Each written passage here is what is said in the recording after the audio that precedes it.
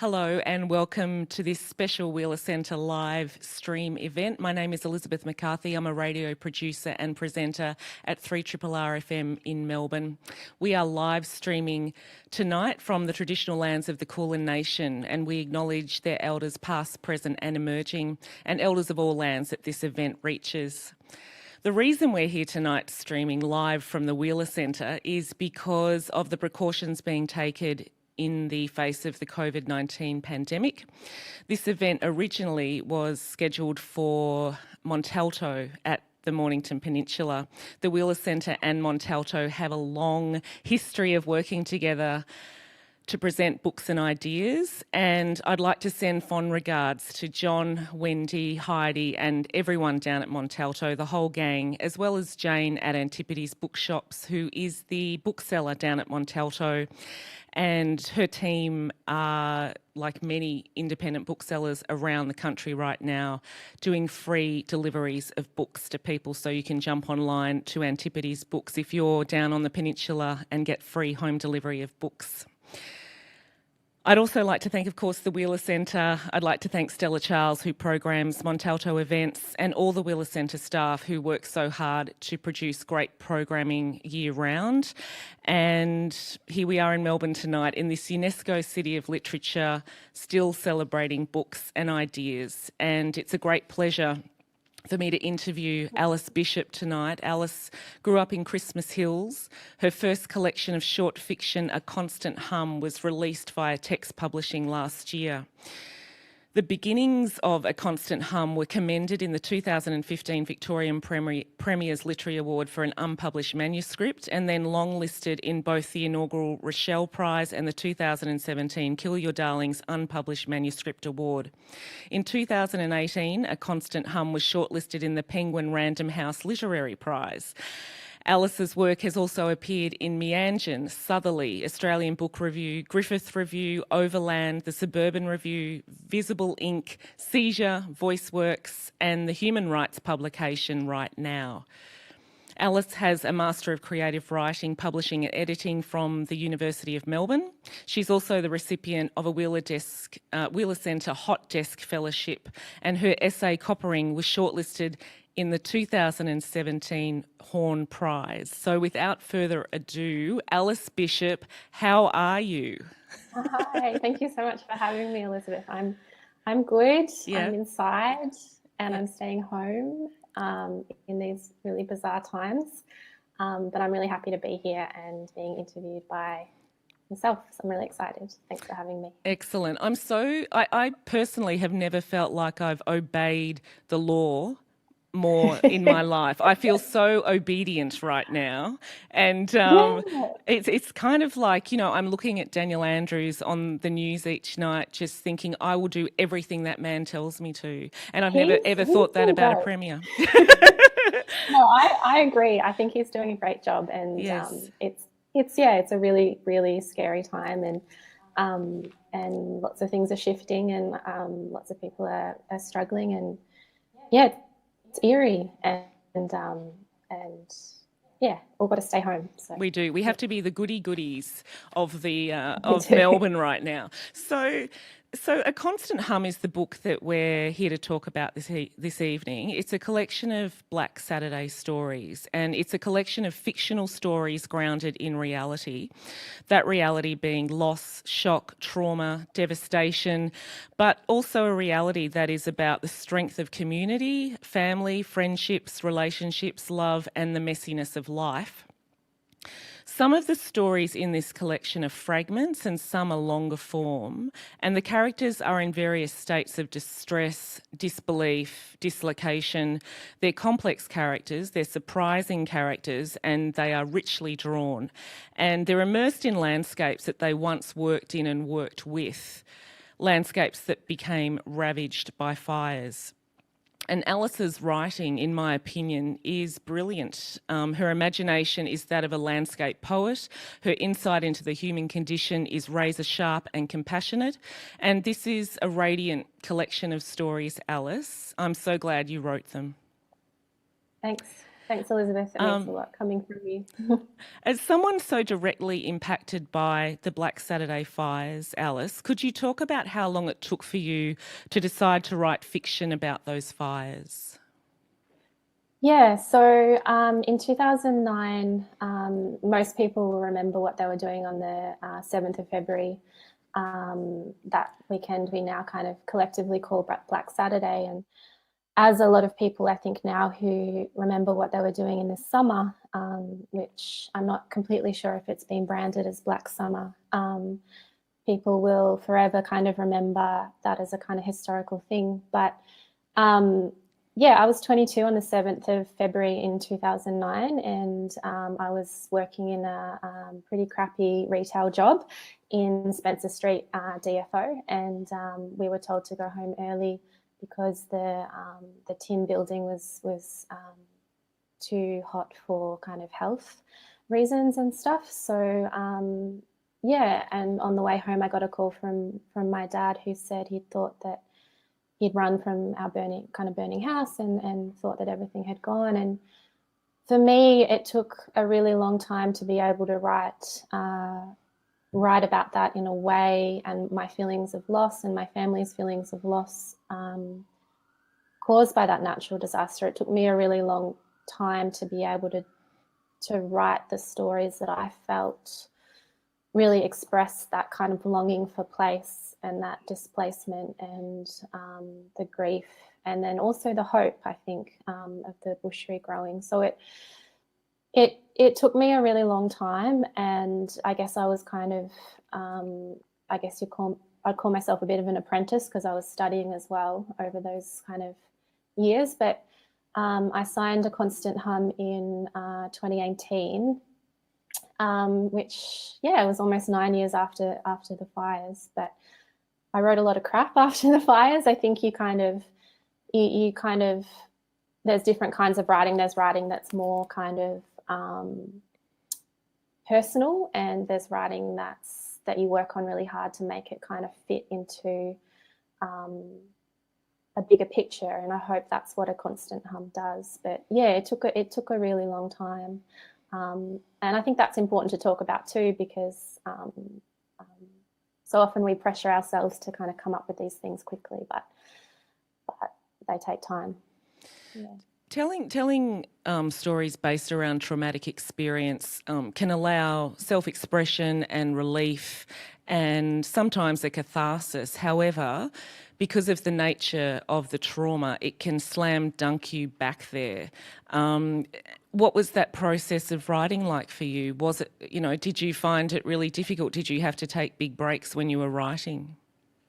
I think so. I think I also, I wasn't writing full time. I had to have a job and pay the rent and do all of those things. But I think too, because I focused a lot on other people's stories as well as my own, I really circled back a lot to the Royal Commission report, to neighbours, to speaking to my mum and dad about it.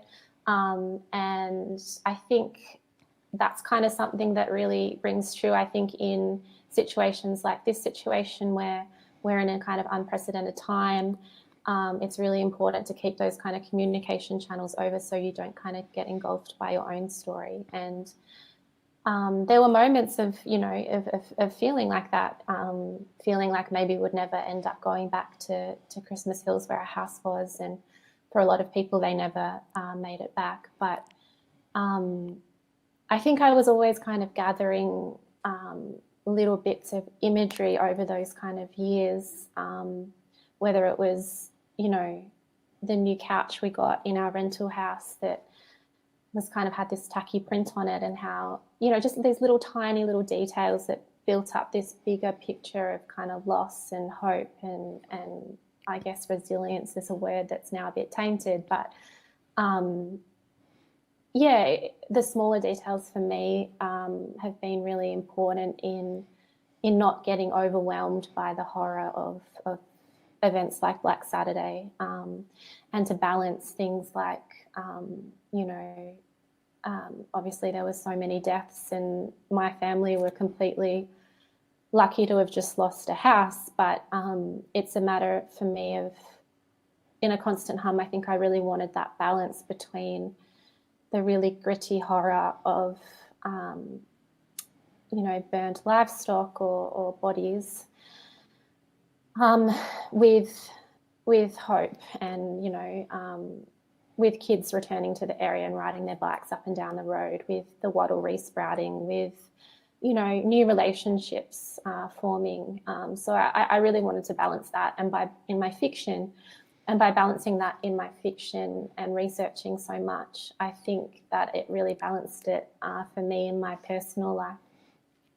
Because I wanted to talk about that balance, or how you navigated that balance of fiction and non-fiction, because it would be really foolish of us to think that this is all based on real people. Obviously, calling it fiction, you've allowed yourself certain license to take your imagination where it would like to go.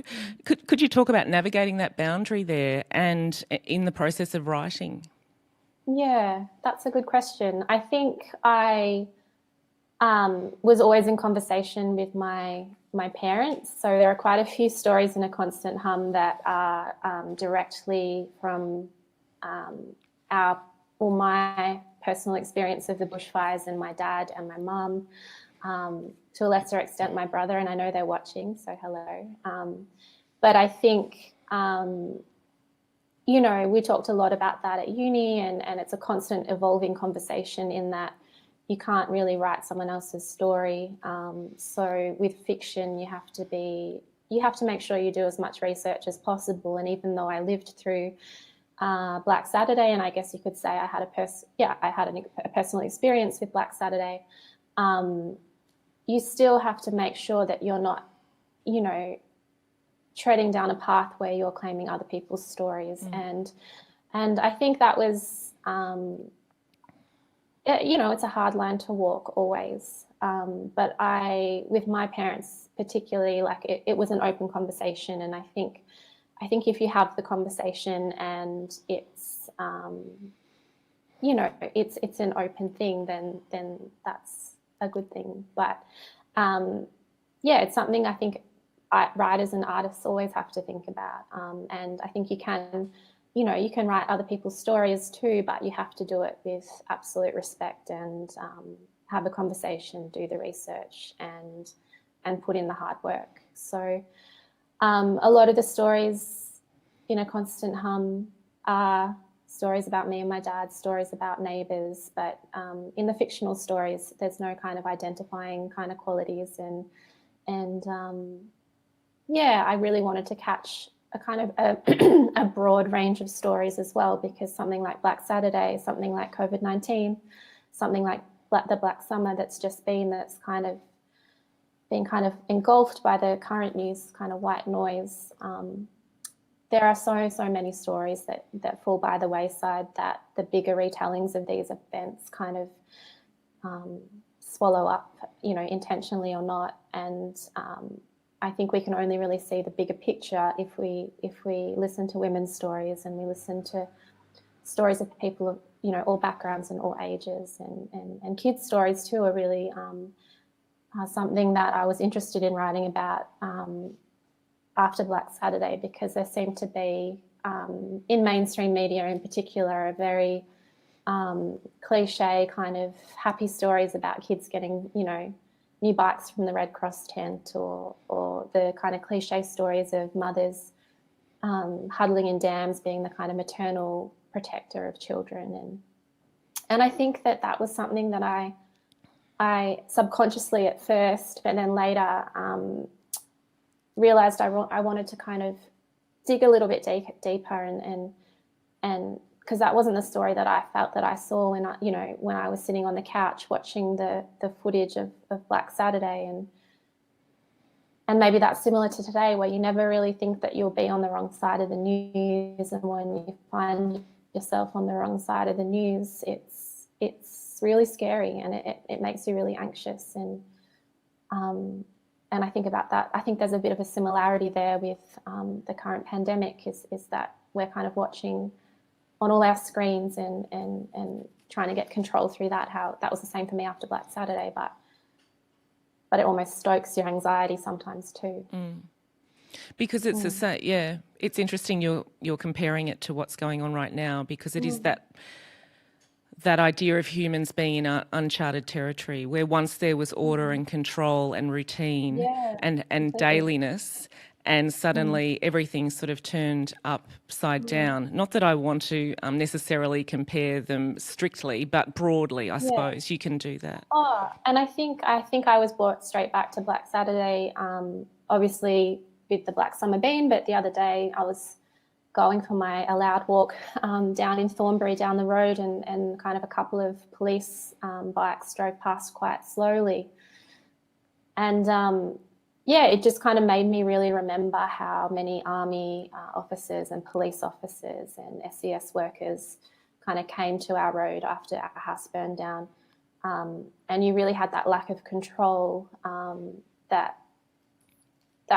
once when you're in somewhere that you think's your home, you realize how close to the edge you are of it not being your home. And I know obviously people all around the world deal with that as a daily reality, you know, refugees and so many different people, that's their daily reality. But as quite a privileged person in Australia, you kind of get a bit naive and you don't realise that we are so close to the edge. And I think I'll always remember after Black Saturday, you know, we were standing, Dad and I and my brother and my then boyfriend and my brother's girlfriend and my mum kind of at the road where the poles had fallen down, and it was all kind of smouldering in this really big, and Dad and I talk about this all the time, there was this big SUV that came up to our letterbox, which was funnily enough still standing. And the windows, wound down really, really slowly, and there were these policemen in caps and in kind of really intense uniform. And they said, "Oh, you know, what are you guys doing here?" And my dad answered, and he said, "Oh, this was our house." And he was like, "Righto," and then just like wound up the window and moved on, because in scenes like that normal interactions seem to, you know, it's kind of like a war zone. People think that people are looting. People think that they're going to their houses, their rubble, just to kind of take photos. And I always remember that scene. It's really stuck with me. And I think about it a lot. So for whatever reason. Something I wanted to touch on is the fact that you inhabit so many characters in this book, or you dream up so many characters in this book. There's a cast of thousands basically in this book that you've written, Alice, and I'm curious about how you flip between characters. You're inhabiting characters that are of such a broad age range and genders and class status. So could you talk about flipping in between those characters and writing from different perspectives, and how you navigate that, and if that's particularly difficult or quite easy for you? I love it. I think that I get really bored pretty quickly of writing the same kind of characters, but I really enjoy kind of thinking about one of the characters in A Constant Hum that I loved writing more than anything was the shoplifting character near the beginning. So she's a woman in her 50s from a low socioeconomic who's shoplifting and getting a thrill from that after the bushfires. And I think we've all been in those places, you know, we've all been in that spot where you kind of feel like you have no control, and you have to get control in your life through some means. And we've all been shoplifters, let's face it. Well, haven't we? But I did, to be honest, you know, you do draw on, you know, even though you're writing I'm 33 and I come from my parents, my mum's a nurse and my dad's a retired principal, and I think that's that thing of going, that's the beautiful thing about writing and reading, is that you go, we're all the same, you know. And I drew a little bit on those feelings of, you know, when you're 14 and you're shoplifting from Target and you feel like it's the only way that you can kind of be acceptable or cool or whatever. And then there's this, you know, there's the other extreme where you've literally got nothing left and you're unemployable because you've you're not tech savvy, or you don't fit a certain, bill, and people have got to do what they've got to do. And I think that for me, that was a really, I loved writing that story because it really just, I wanted to show that she is one of the smartest people and one of the, strongest people, and one of the, she's got a golden heart, but it's life's been stacked up against her. And those are the characters I love in songs. I love country music. I love reading, Lucia Berlin, and it's the characters that show you, what it is to be human. And I think I never really thought I would write many younger characters because I wasn't sure I was good at it. But then I wrote Sticks in a Constant Hum, which is about a girl who is kind of on the cusp of being pressured to be more feminine. She's at that age of like 12 or 13, and I kind of drew on how I felt at that age, where I was so happy. I was riding horses and wearing shorts every day, and chubby little me. I was real happy. And then I really wanted to draw on that feeling of realizing that there was these other layers in life that I was going to have to kind of live under.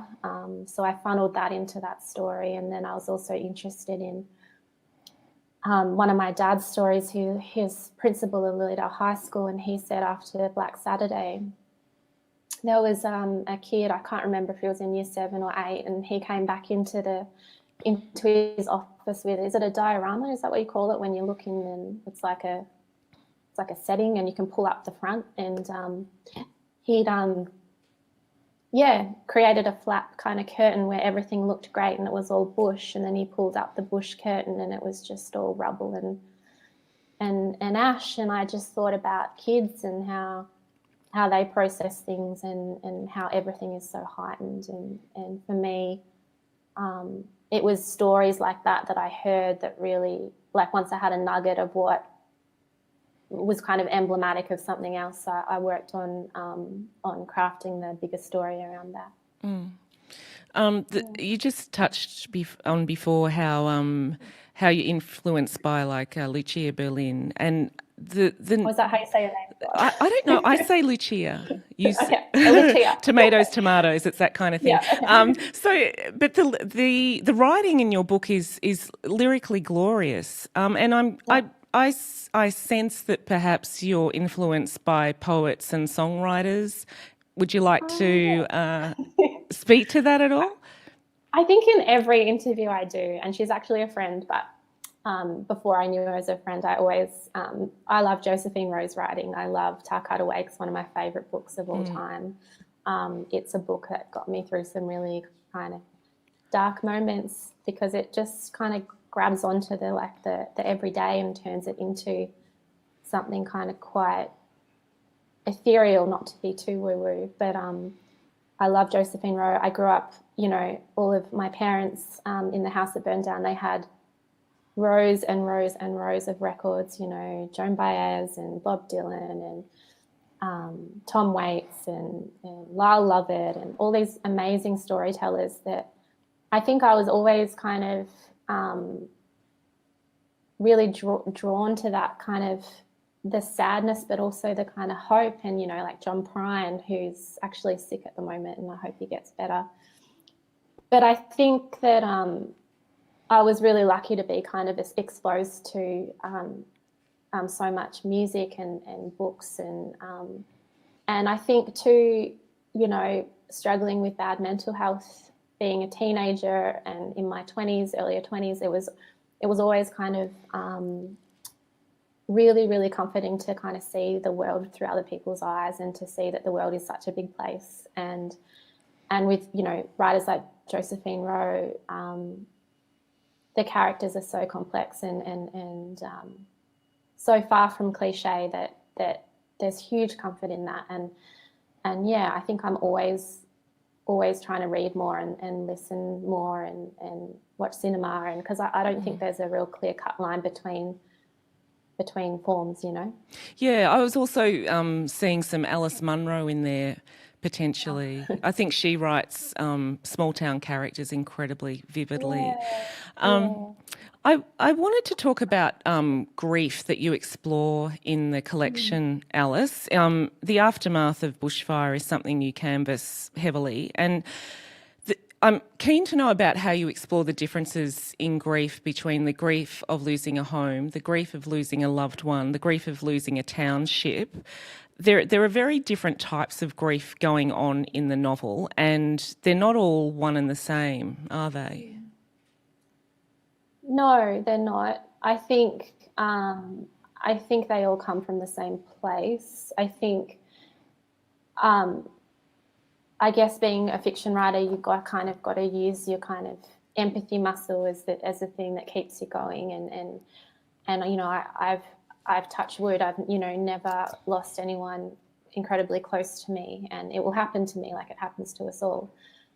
But you know, I've read Joan Didion's, is it the White Album? I've the White Album. Oh my gosh, I can't even remember what it's called. Yeah, but, it is. You know, when it is. Yeah. Oh, Yeah. I thought I was quoting like a Beatles record or something there. You are as well. Oh, okay, all right, cool. Both Joan and the Beatles, very good company. Okay.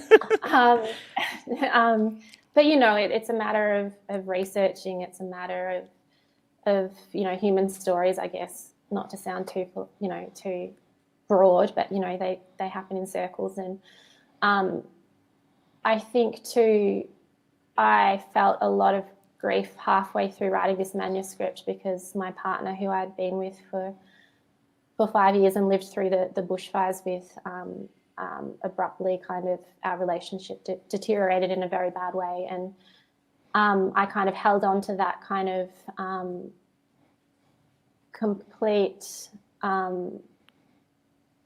that feeling of loss and grief and heartbreak, and funneled that into other stuff with research as well. And when you're talking about losing people, I've made friends over the years who there are beautiful writers. So Ella Holcomb, who's got a beautiful picture book out. Anyone who's got kids who are struggling even with this current crisis, she lost both her parents in the fires on Black Saturday, and she kind of tackles that through really soft and subtle and beautiful storytelling in Our House on the Mountain, it's called. And I think too, winding back around, I did in my master's, I was really lucky to do a class with the great Tony Birch, who most listeners will know, and we did a subject called Genealogies of Place, and it was all about treating kind of landscape as a character within itself.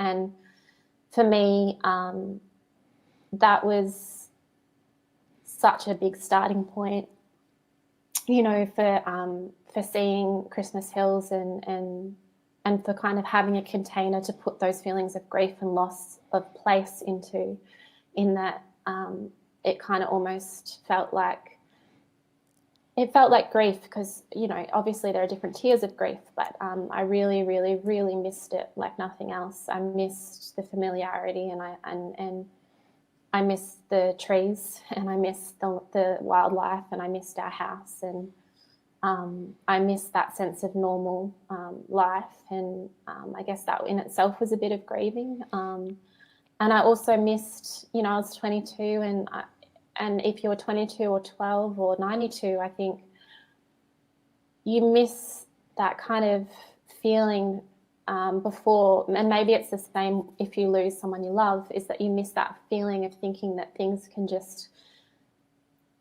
be okay. And once you see kind of what the end of the world will look like, or you see natural disaster, or I'm sure it's the same with war, or if you're a refugee leaving your family, or if you have a family member die from this virus, you kind of really grieve for before. And I think that's something that Dad and I always talk about, is that we always talk about before the fire us and after the fire us. And I think that's a really interesting, it becomes this really clear kind of defining thing before and after.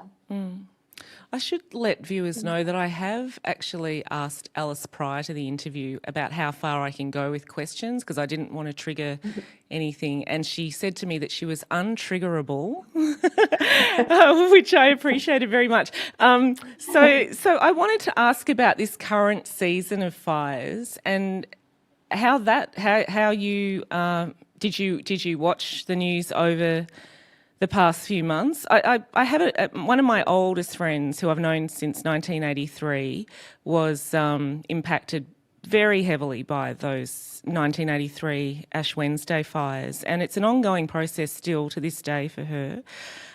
So when you see fires that happened over this summer, I'm keen to know how you felt about that and also what people should be considering as really important in the wake of those fires, in your opinion? Yeah, that's a really tricky one. I think I like to say also I'm untriggerable. Like you can't trigger me, but I'm sure you you sure you can.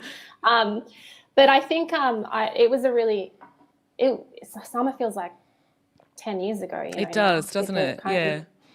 And that worries me. That really worries me that there are people right now who are just beginning to get on the long road of recovery, to use a cliche, but it is really bloody long. And people need support for years and years and years after, not just on the, the yellow ribbons on the anniversary or whatever. But it was a really hard summer. It wasn't as hard for me as it was for some people. If you'd lost family, I can't even imagine how triggering it would be. But I do remember there was that video of the koala that you probably saw that viral video of the woman getting the koala in her arms, taking her shirt off and trying to save it. And I think I watched that video like 20 times. And I do remember, I go out to Christmas in the rebuilt house. I go out there at least once a week, and we're really lucky to have a close family with my brother and my sister-in-law and their baby B. And I remember we were watching the news and Mum just said, she's like, oh, I can't wait for this coverage to be over. And it's really stressful because, you feel really guilty and you're watching the footage knowing how devastating it is for people, but also how, after bushfire, mental health problems arise, people turn to alcohol, drugs, domestic violence. It's just such a tricky, devastating time for people in the community. And there are always difficult conversations that are had in terms of, we got into a lot of kind of tense conversations about, if a fire does come back again to our house, what's going to happen, because we've got a fire bunker, which was, ridiculously expensive, and Dad worries that's a false sense of security. So, there are all these really tricky, difficult, it's about logistics and conversations that happen. But then there's also this incredible kind of guilt because, I was sitting opposite a friend who'd lost parents on Black Saturday having a coffee, and, it was hard for her with the smoke in the air and Melbourne being smoke. And I think sensory details are the things that take you right back somewhere. The smell of the ash in your nostrils, or the fact that you can't kind of see through over the city. It takes you right back to Black Saturday, or, I'm sure for the 1983 fires. And it's really hard to kind of, again, to use the kind of, it's hard to put it in a container when in our kind of culture, in kind of Western culture,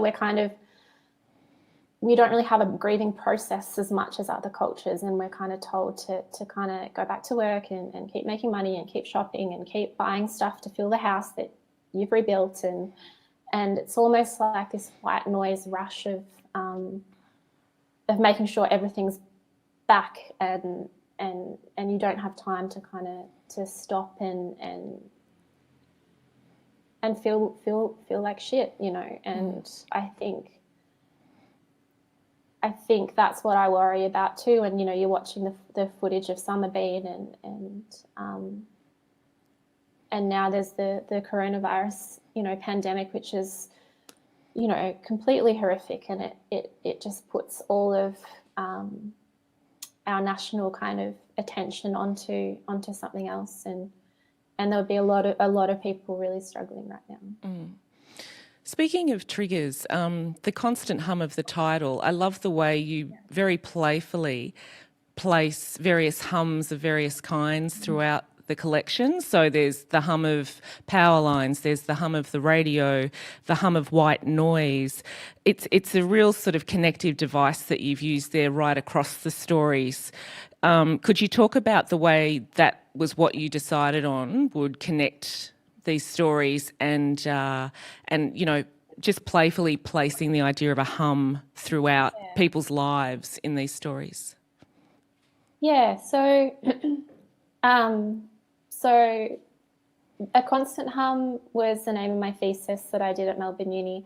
It came from a diary I'd written when I was 21, and I'm not a diary keeper at all, but I was really quite anxious. I had an eating disorder in my early 20s that was made me not really function very well. And I think that kind of idea of a constant hum for me was a daily thing, an anxiety thing, and also, to flip it on its head, it's also a really positive thing in that I've always been, you know, taking notice takes a lot of energy, and I think that the hum of the bush has been something that's really, on the other hand, really driven me to be okay, you know, whether it's the rosellas or it's the cicadas or it's, you know, the hum of the bush growing back after Black Saturday, which itself was, it was such a privilege. You know, it sounds so dumb to say that it was a privilege to watch, but it was a kind of once in a lifetime thing, in that the amount of energy, you know, everything, and that's what I kind of wanted to capture in A Constant Hum too, is that it looked like the moon, and then the hum of kind of regrowth came at about 3 months or something after the fires, and all these different species of plants grew that we'd never seen there before, and then they died off, and then different beetles came, and then birds that were more open air birds came, and it was just that hum of energy coming to a place that really drove me through my 20s.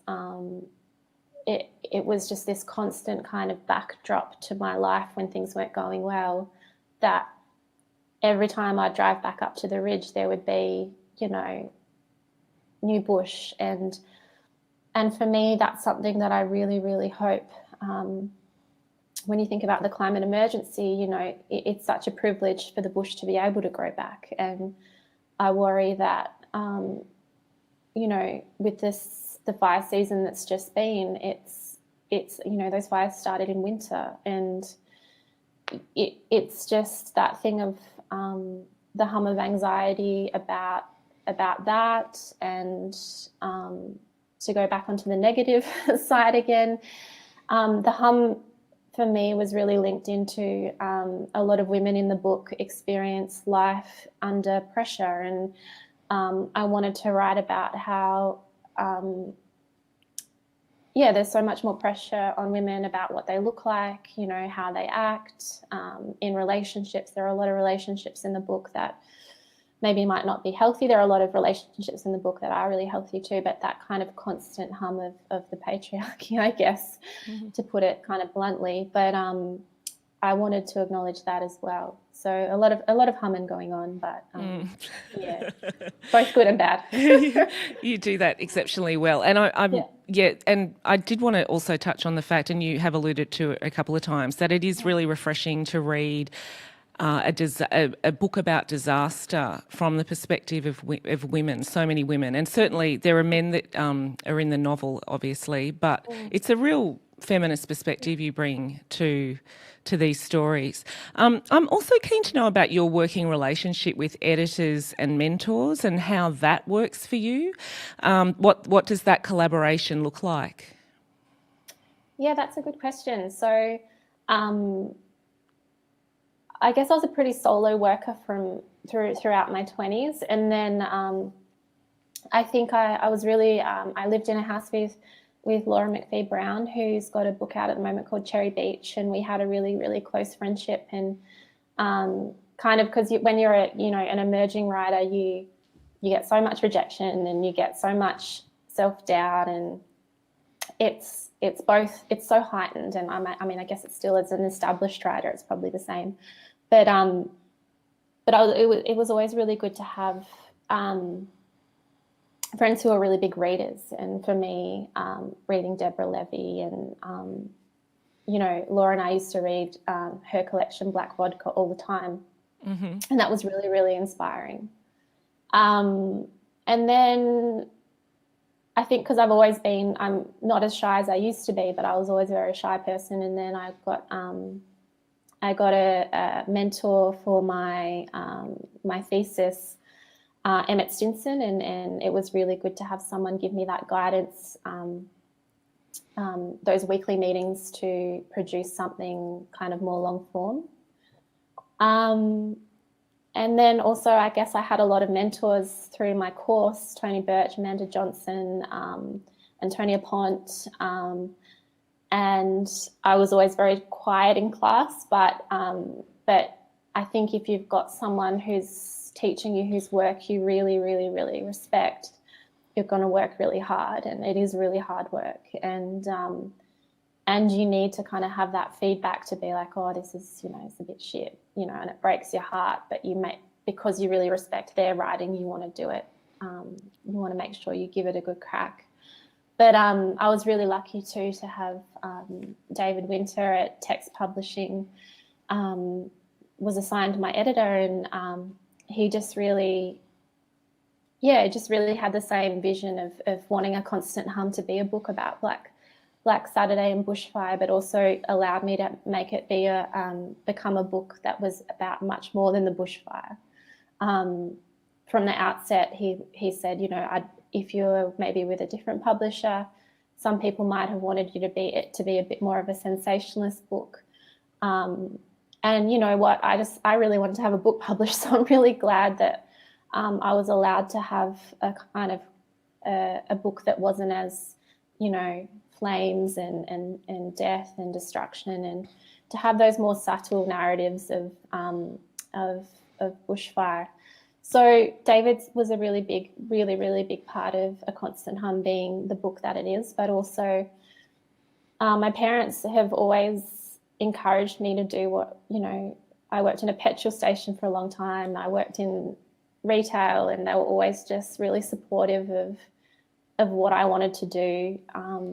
And there was no pressure, but then also, every time I go out, and visit my parents, we talk about music and politics and art and the world, and that for me is mentorship, and having friends that are interested in the same things as me, and big readers, and I think that's the true kind of mentorship is those relationships that mean the world to me, and if those people in my life like my work, then that's all that really matters. So yeah. Have you always been writing ever since you were a kid? No. No. I wanted to be an Olympic show jumper. Of course, we all did. Yeah, did it? Thank you. Some people were like, "What?" But I was terrible. Like, I had a pony who I loved, Harriet, and she was gorgeous, and I was just not very good at horse riding, but that's all I wanted to do. Is I just wanted to own a farm, maybe have like a chook. There was like a stage where I wanted a chook farm, and then I wanted like a goat farm, and then and then I turned like 16, and 16, you just, your priorities change, and then I kind of like did a subject at uni that was like a creative writing one in my undergrad, and it was like the only one I didn't almost fail. So here I am. Wow. So writing sort of found you. Yeah, maybe. Maybe. It's a very romantic notion, I know. Yeah. And I'm keen about to know about the impact that winning awards and being on shortlists and things of that nature have had on you. Like, does that apply a lot more pressure? Does that make you feel loved and adored and, give you sort of juice to go on? Could you talk about what that's been like? Because you've certainly been published widely and had a lot of slaps on the back, Alice. Yeah, but with slaps on the back, there comes a lot of rejection as well. I'll get on Instagram and post about my slaps on the back, but not really my rejections. I think for me, a big part of the book was literary journals, and Meanjin, Jonathan Green, has been a really big part of me feeling confident about my writing. He's published a few short stories of mine and essays, and Seizure, all these smaller literary publications for me were really benchmarks for my work. So I really hope that they continue to get funding, because I wouldn't have a book without them. I know that a lot of my friends who are writers are the same. But I'm not going to say that you kind of watch the prize cycle or the the shortlist cycle, and you can get too obsessed with that, and at the end of the day, it's great, and it's a great way to earn money if you win, but it's such a small percentage of people who do.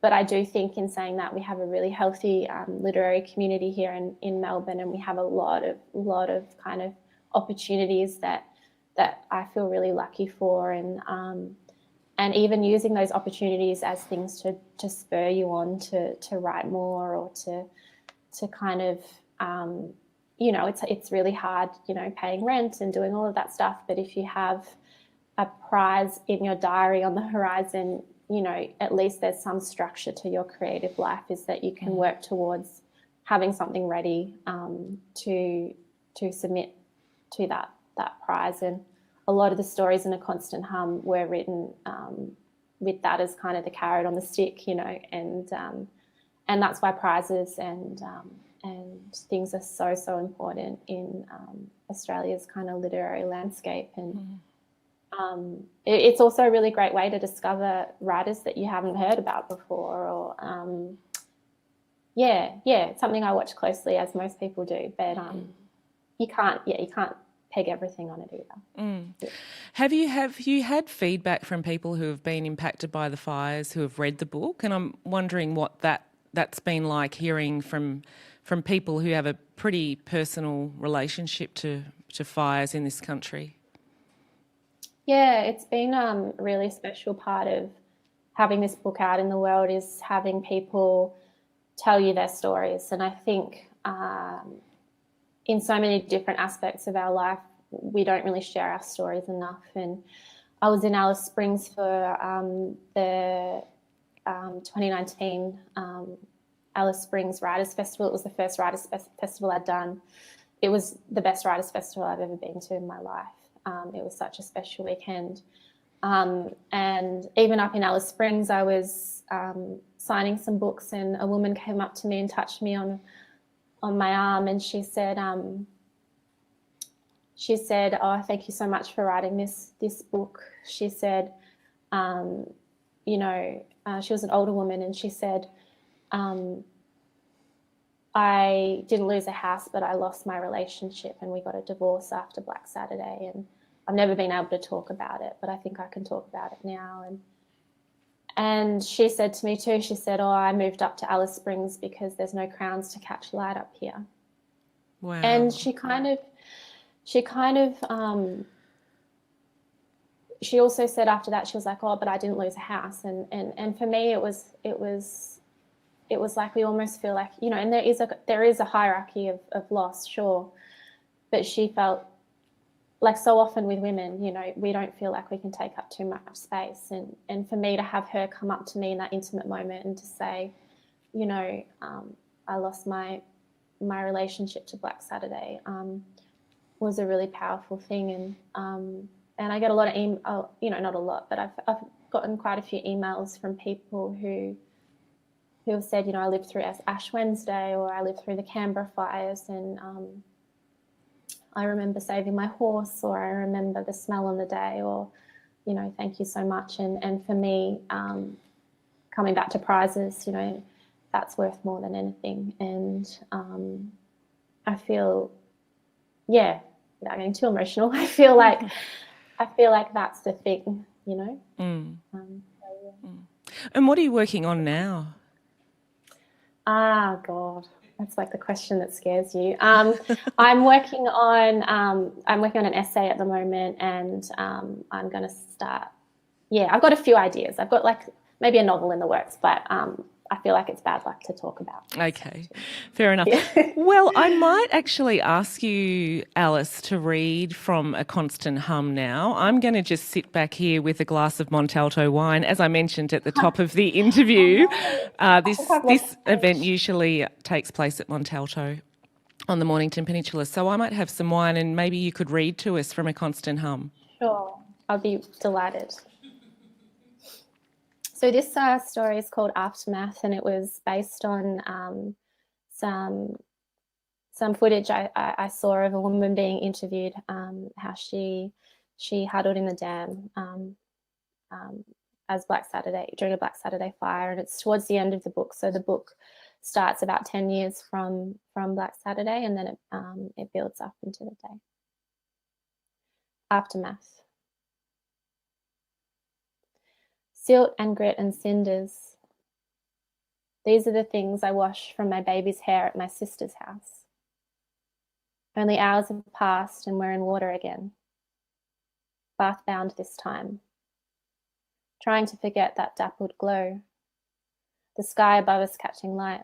My ears hiss with the echoes of that deafening crackle, made by a hillside of eucalypt leaves curling with heat.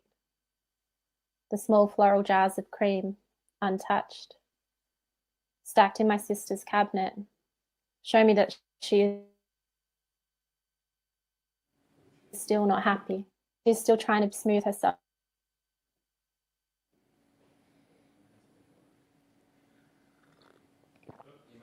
Oh dear. Have we lost Alice? I think we have. Okay. Makes a small noise. No, she's back. Is it okay, the connection? It just dropped out for a little bit there, Alice. Do you want to go back maybe a few sentences? Okay. Thanks. Okay. The baby makes a small noise, something between a sigh and a hiccup, and I think of our bathroom cupboard, filled with things now burnt. A small bottle of tea tree oil, a pale yellow plastic toothbrush, cotton balls, an unworn blue coral ring. Interviewer. How long did you shelter in the dam before the fire rolled over? Before your neighbour, a true Aussie hero, some might say, discovered you and your little girl? Interviewee. The tap dribbles cool water over my sunburnt knees. I pause when the pressure stalls, creating a low bellow creak from the wall-covered pipe. A small wave of residual panic pulls at the forgotten parts of me before my daughter and I are back in that dam. The fire about to roar over us like an aeroplane leaving. My throat narrows, then my lungs bloom before I regather enough to promise my baby her favourite dinner. Blueberry pancakes, Elkie? I ask in a soft voice, not unlike the one I comforted her with in that clay-coloured water a few hours before. She faces me in the bath. The whites of her eyes are still pink from smoke. Her tiny, 18-month-old hands, fleshy and perfect, cocoon my thumbs. The fresh water is cool and clean, comforting. Nothing like the dam water, smelling of pond and rain-soaked, dark earth. Safe now though, safe enough, but uneasy in valley suburbs, built by ordered red brick. I pull my baby out of the cool town water and up onto my chest. There's a comfort to having her close. In her breath, I can still hear what everything was like before. I imagine my sister restlessly tapping her small, neat nails on kitchen granite. She has what people would call a nice house. She buys lifestyle magazines filled with pictures of tanned, bearded lumberjack types walking flaxen paddocks alongside wool-clad wives. Tracy, my whittled back sister, is happy in her unhappiness. She embraces her discomfort as a sign of strength, that she's motivated to do better, pay more for softer hair, eat less for smaller clothes, live quietly for unlined skin. The stacks of magazines my sister piles high in shiny bedside bundles, they spur her on. Interviewer. Many people die when they find shelter in dams or tanks, known often by authorities as death traps. Tell us your message as a surviving mother who may have potentially made a fatal mistake. Interviewee. Mum's sandy voice finds a way to squeak through the cracks in the bathroom door. Her already high and uneven tone has risen. It just doesn't seem real, Trace, she says then. They could have burned too. It will be weeks before I can wash the earthy smell of silt from my baby's hair, along with the sharp tang of chemical ash, seemingly soaked into skin. Rowena, Mum yells this time, piercing and a little too much like a shriek. Are you okay in there? The baby's tiny hands are in smaller fists. The backs of them are turning blotchy and white. Her short eyelashes, thick, are still wet and stuck together in clumps. We're okay, I whisper. We're okay, hey. Thanks, Alice. You've been listening to Alice Bishop reading from her collection of stories, Constant Hum, and it's been my pleasure to spend the last hour talking to Alice about this collection of stories. Don't forget that lots of independent booksellers at the moment right around the country are selling you books online from their websites and then making delivery free. So please, it is a way to support your local bookseller at this very strange time